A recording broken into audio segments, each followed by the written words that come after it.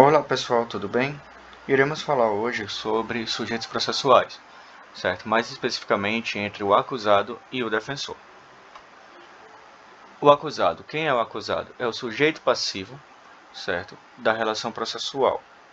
Ou seja, é a pessoa que vai receber o processo, tá bom? É a pessoa que vai responder pelo processo. Na maioria das vezes, certo? É pessoa física, mas tem casos também, como por exemplo em crimes ambientais, em que o polo passivo, né, o acusado, ele será uma pessoa jurídica. A ação penal ela deve ser proposta contra a pessoa certa, ou seja, pessoa física vai responder em nome de pessoa física, pessoa jurídica, pessoa jurídica. O acusado ele não é simples, é um simples objeto de investigações, tá certo? Ou seja, ele é uma pessoa, certo? Ele é um sujeito onde ele tem os direitos, deveres e obrigações dentro do procedimento destinado referente à apuração da procedência ou da não pretensão punitiva do Estado. Os dados referentes à qualificação pessoal do acusado na petição inicial, ela não pode, certo? Mesmo que o autor do delito seja individualizado pelas suas características físicas, a petição inicial acusatória não pode apresentar os dados da sua qualificação pessoal. Entretanto, tem uma ressalva no artigo 41 do Código de Processo Penal, que permite que a denúncia ou a queixa seja apresentada com a qualificação do autor do delito ou com esclarecimentos que possam identificá-lo.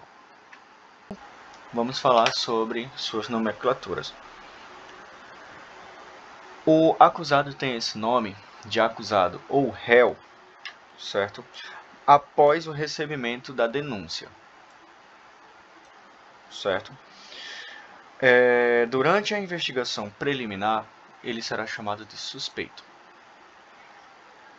Após a instauração da investigação, ele passa a ser chamado de investigado, certo?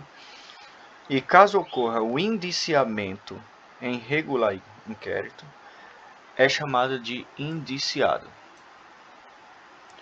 Ele vai ser chamado de querelado quando for no caso de ações penais privadas. Até aí tudo bem? E executado será em caso de execução penal. Vamos falar agora sobre aqueles que não possuem capacidade para figurar, ou seja, para participar do processo como acusados. Entes que não possuam capacidades para ser sujeitos de direito e obrigações, como por exemplo, pessoas falecidas, menores de 18 anos de idade, pessoas que gozem de imunidade diplomática, pessoas que gozem de imunidade parlamentar material e pessoas jurídicas. Entretanto, há uma exceção, certo? Referente à hipótese de crime contra a ordem de economia financeira e contra a economia popular, para alguns, não são todos, bem como nos casos de crimes ambientais, como foi dito anteriormente. O acusado também tem o seu direito de defesa, conforme o artigo 5º, inciso 55, certo? Que diz o seguinte, que aos litigantes em processo judicial ou administrativo e aos acusados em geral são assegurados o contraditório e ampla defesa com meios e recursos a ela inerentes, certo? E o que o direito de defesa assegura? Ele assegura o direito de escolha e contratação de defensor de confiança, certo? Ou seja, o acusado ele vai ter o direito de escolha de quem vai responder por ele, certo? Fazendo assim o exercício da autodefesa, a garantia irrenunciável à presença de defesa técnica efetiva. O acusado não tem defensor? Pode deixar que o juiz escolhe, certo?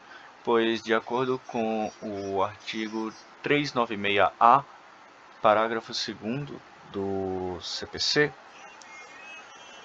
ele diz que após regular a citação, o acusado que não constitui defensor e por isso deixar de apresentar sua primeira defesa escrita, o juiz irá nomear o defensor para oferecê-la. Ainda referente ao direito de defesa, ele trata-se de um direito indisponível. E aí onde entra o artigo 261 do CPP, certo? Que fala o seguinte: nenhum acusado, ainda que ausente ou foragido, será processado ou julgado sem defensor. Ou seja, independente de ter um advogado ou não, o defensor ele tem o direito de defesa e vai ser nomeado um advogado pelo juiz. Pode fazer autodefesa, ou seja, você, acusado, sem carteira da OAB, pode se autodefender? Não, não pode, certo? Somente advogado que pode fazer a autodefesa, certo? Porém, o direito à autodefesa, ele se manifesta no processo de várias formas, como o direito de audiência, o direito de presença e o direito de postular pessoalmente. Referente ao direito de audiência, ele é simplesmente a garantia conferida ao acusado de apresentar-se frente ao juiz no momento do interrogatório para dar sua versão sobre os fatos.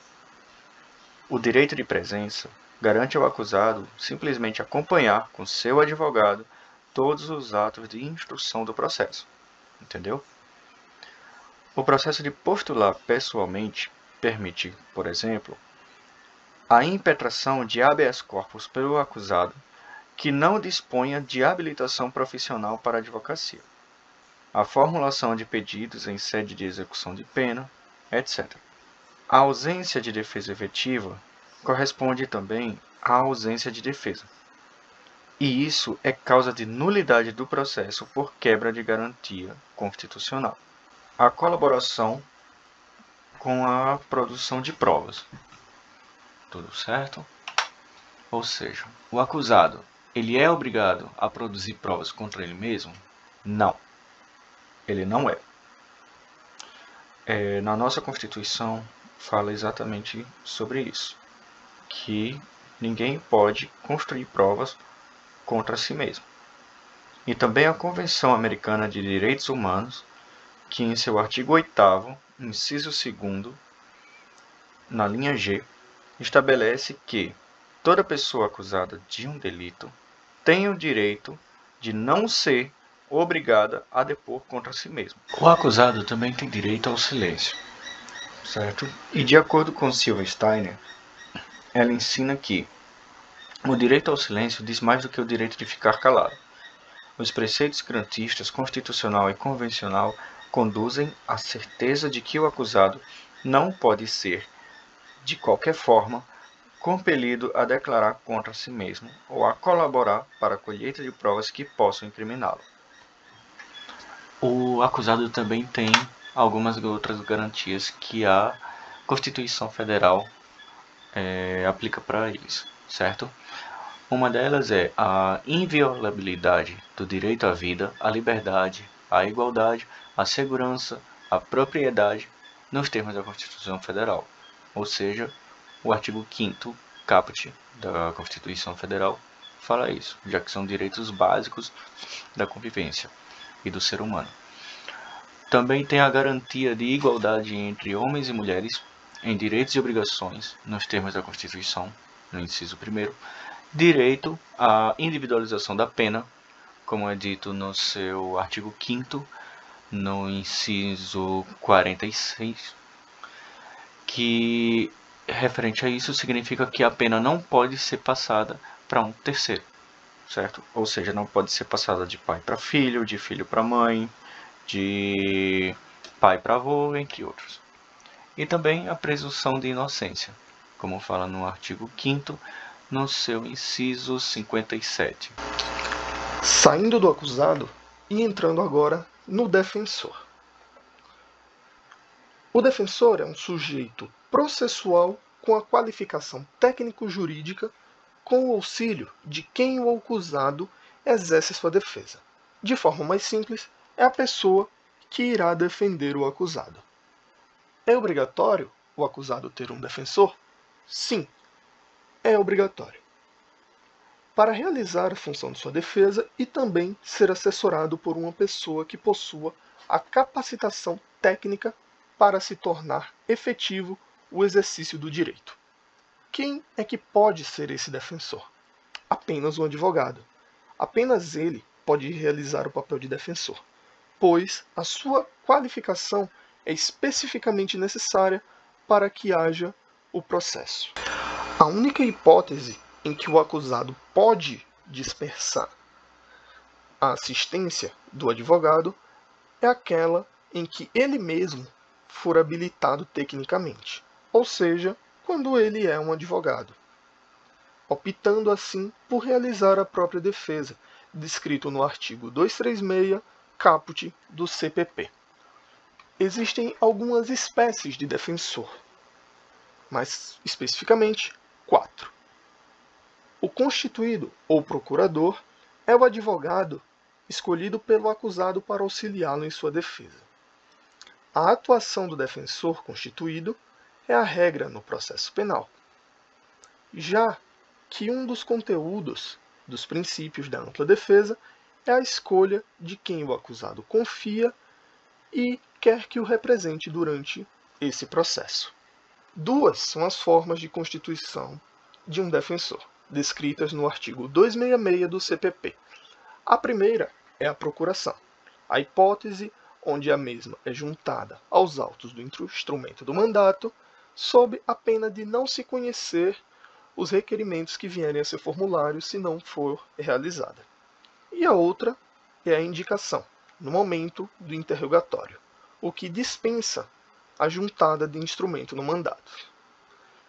Essa exigência há 3 finalidades: para que aceite o perdão do ofendido, para arguir a suspeição do juiz e para arguir a falsidade do documento.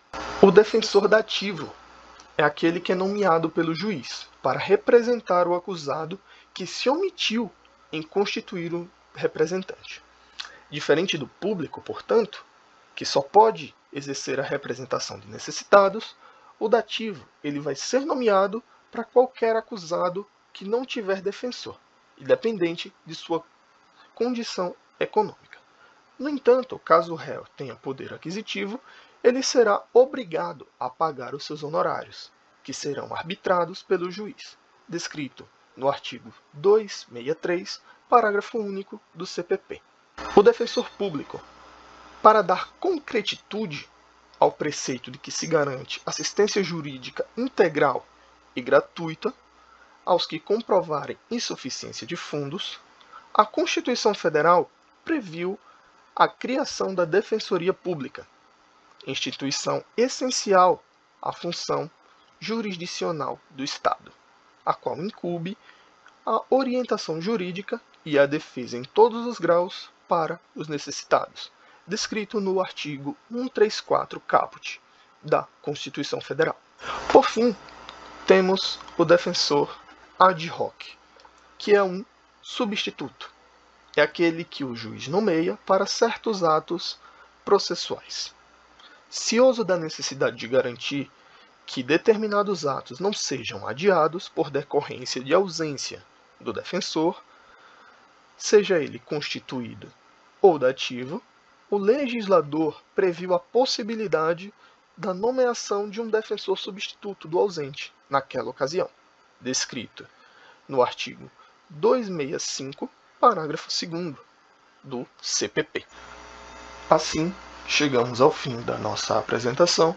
Para todos que viram, obrigado.